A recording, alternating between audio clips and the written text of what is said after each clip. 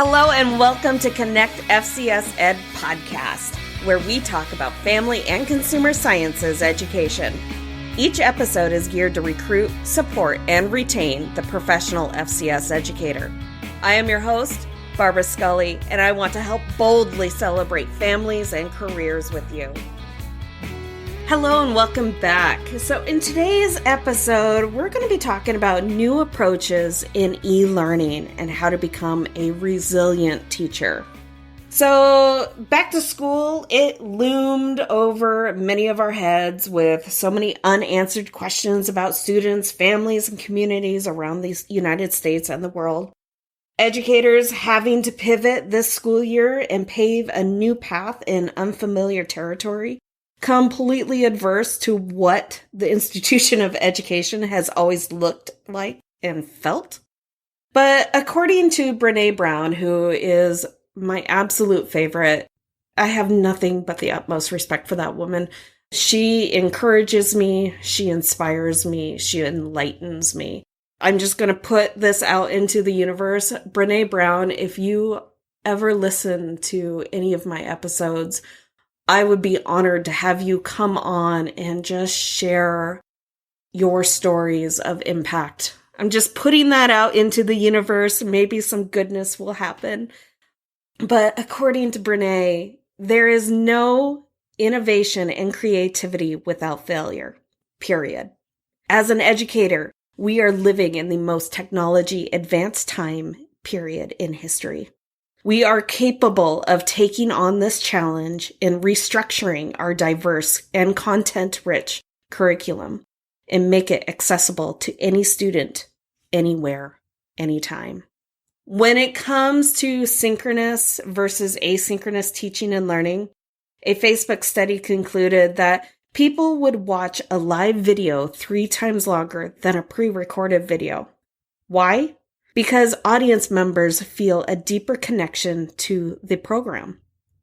It is live and they feel that they are a part of it. It feels authentic and people like authenticity. Not everything needs to be perfect. Be brave to learn something new. Dare yourself to take on this challenge. COVID is giving you permission to experiment and innovate new strategies, methods, and practices. Yes, our resources are being stretched.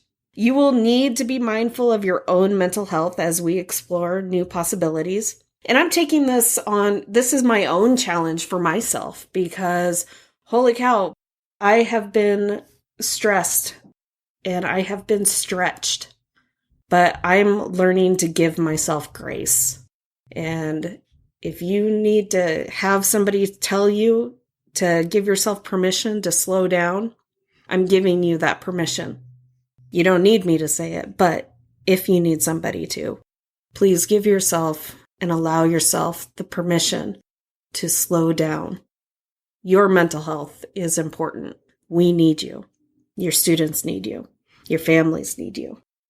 So just remember, change is hard. When you mention change, most people immediately flinch at the thought, well, that's not how it's always been. We can't wait to divert from what we've done in the past or our students won't make it.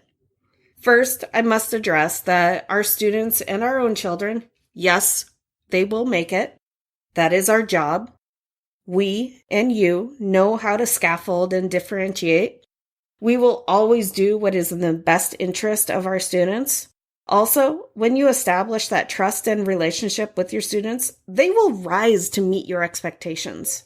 Some will fall behind, but we will always catch them. Teachers are known for being the nurturers of humanity. I just have to throw in, just this last week, we are a completely virtual school district and community right now. And I have to say, I feel like I let my own personal kids down. So my son, he's brand new middle schooler, 12 years old, 6th grade. He's learning Canvas for the first time, and he's really enjoying it, and he's really loving all of his classes. But as a mom, I didn't realize that he was not as technology savvy as I thought he was.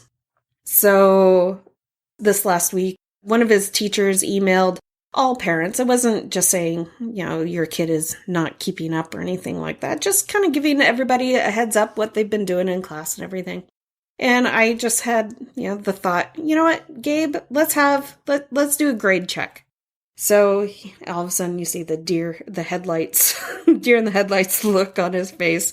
And he's like, okay. And he goes upstairs and he brings down his Chromebook. And the poor dude, I'm sitting at the table and he brings his laptop over to me and he's like, and he told me, that he's like, it's not very good. And I go, that's okay. It's all right. We're in this time of learning. We're all learning. It's okay. And then all of a sudden, and if you know my son, he doesn't cry. He's very stoic. I think he takes after his mom on that one. But he, all of a sudden I see a little tear in the corner of his eye and he goes, I have all Fs. And all of a sudden I'm like, oh, my heart broke for him. And I'm like, and I quickly gave him a big swooping hug. And he's also not a hugger. So, and he just was kind of leaning in on me and I'm hugging him. And it's like, and I'm telling him, reassuring him, it's okay. We'll get through this. It'll be hard, but we can do this. We can do hard things. And he's like, okay. And I go through his grades and sure enough, all 6 Fs. And I'm like, oh, geez. And I ask him, I go, what happened? And he's like, I don't know. I don't know what happened. I'm doing all of the work. And I go into all of the assignments in his Canvas. And I'm like, well, it looks like you haven't turned anything in. And he's like, but I'm doing the work. I'm like, okay, well, go get your workbooks. Let's see what you got. And he brings everything and I'm going through each and every assignment. And sure enough, the boy has been doing all of his work. But what I failed to notice is that he doesn't know how to utilize his camera on his Chromebook. For the first time, the boy is using Google Drive. He doesn't know anything about that. So all of a sudden I'm going, oh my gosh, I didn't prepare him for this. So I, quickly I pivot and I'm like, okay, this is what we're going to do. So you say you don't know where your camera is on your Chromebook. And he's like, no, I don't. I go, okay. So I show him exactly where his camera is on his Chromebook. And then all of a sudden we're taking pictures and I'm showing him how to crop images and then saving them to his Google Drive. And also, I don't know about you, but I'm kind of a stickler when it comes to naming the files. So naming each assignment, the name of the assignment, and then we do underscore, and our last name is Scully. So type in Scully and save. And then we go and get into Canvas and then we upload to, the correct assignment, what it is.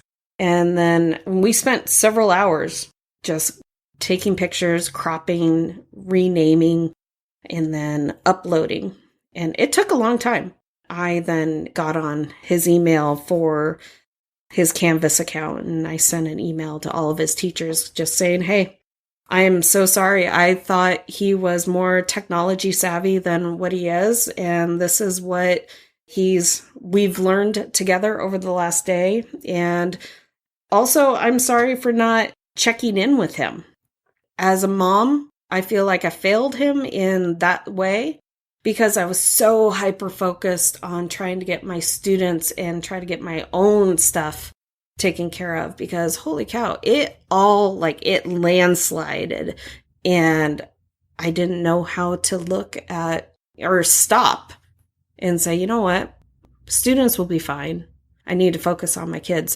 So that was my experience. I don't know if you've had experiences like that. I'd love to hear if there's anybody else like that right now because I could use some kudos and I could use some encouragement just letting me know we're in the same boat because honestly, I feel like an island at times when it comes to this kind of stuff.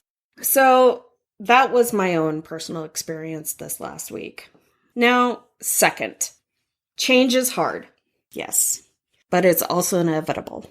It doesn't have to be painful, though, or impossible. You do, however, need to set a positive example for those around you. Observe and listen, create new learning activities, explore solutions, and communicate. Communication, it's two ways, talking and listening. Share your perspective, explain your reasonings and your fears, then sit back and listen to the input from others. Listen to hear solutions. Do not shut down and give in to negativity, because that will only spiral you into a darker and more fearful place. Right now, there is an article that is circulating Facebook right now, talking about toxic positivity. That's not what I'm talking about when it comes to being positive. But you do have to put on that positive thinking cap and just say, we will get through this together. There are a lot of people in this situation, and we're all learning at the same time. We need to create a resilient culture.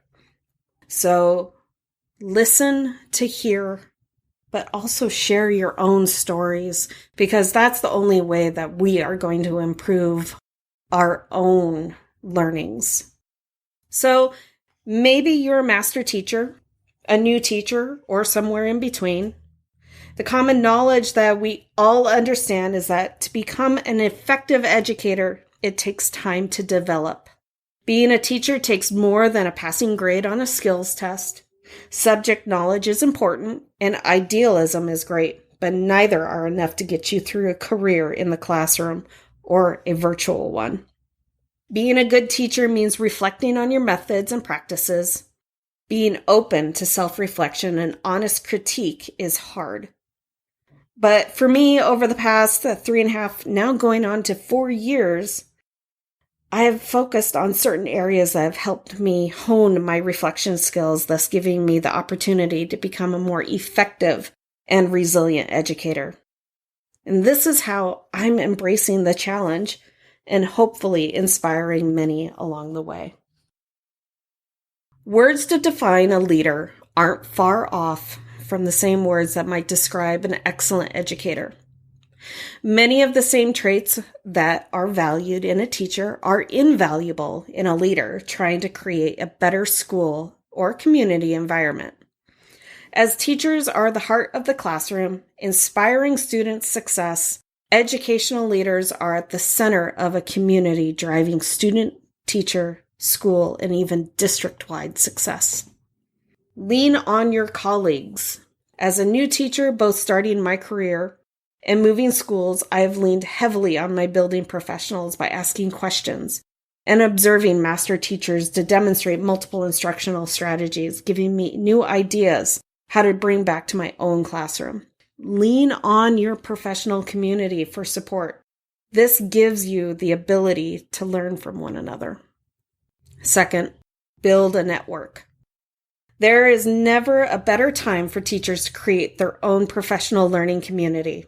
With the multiple social media platforms available in today's modern educator, we are no longer limited geographically.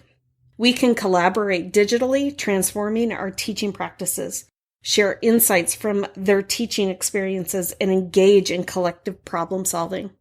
Social media allows us to connect not only to those we know, but also those we don't. In this space, we are able to share our interests and our passions. Having a digital space, we can share links, comment on educational research, debate, collaborate, and create new knowledge with individuals no matter where they live or work. Continue your education. The best educators keep learning. When teachers pursue higher education, they are learning better ways to teach, discover new teaching strategies, and implement new project-based learning activities. I've discovered that continued education gives teachers the opportunity to step out of the routine and receive help they need to become better teachers and the experience to become effective future leaders for tomorrow. So please remember, as you are moving forward in redesigning your classes, restructuring your content to teach, vulnerability is the birthplace of innovation, creativity, and change. Be vulnerable. Join my FCS Tips community on Facebook. and let's build a more positive and resilient culture together. We are better together. Thank you for joining me today at Connect FCS Ed. In this podcast, we boldly celebrate families and careers by providing inspiration, support, and resources for teachers, students, and families.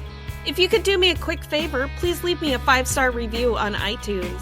My mission is to get this out in front of as many people as possible to help educate and inform the community that home economics is alive and well. Each week, I will choose one special person to win some Connect FCS Ed swag. So be sure to add your name to the review and I will reach out to you if you're the winner. Thanks again for spending your time with me today, and be sure to visit me at fcspodcast.com for past episodes and more gifts to help spread the word that family and consumer science is today's home economics.